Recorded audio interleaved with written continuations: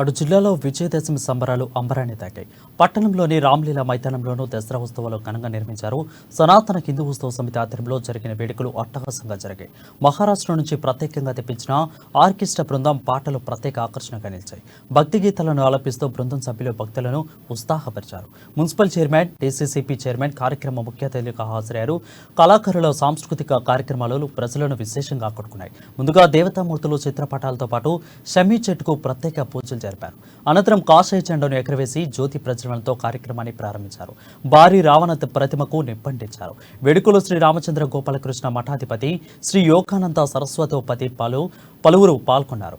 వేలాదిగా తరలివచ్చి ప్రజల సమక్షంలో రావణ ప్రతిమకు నిప్పంటించగా ఆ దృశ్యాలు సెల్ ఫోన్లలో బంధించి చేసేందుకు ప్రజలు ఆసక్తి కనపరిచారు.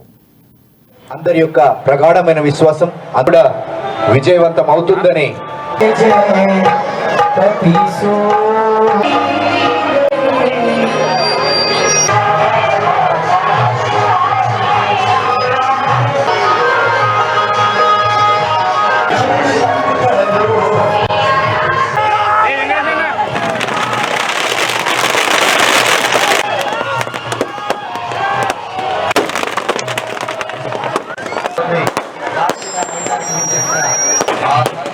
కాపాడుతుంది.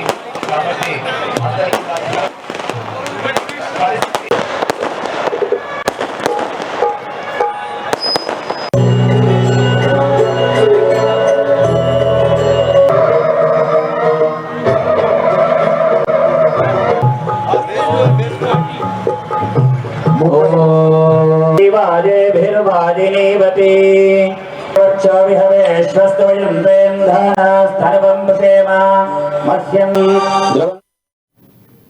ఇక అటు జిల్లాలో విజయదశమి సంబరాలు అంబరాన్ని తాకాయి.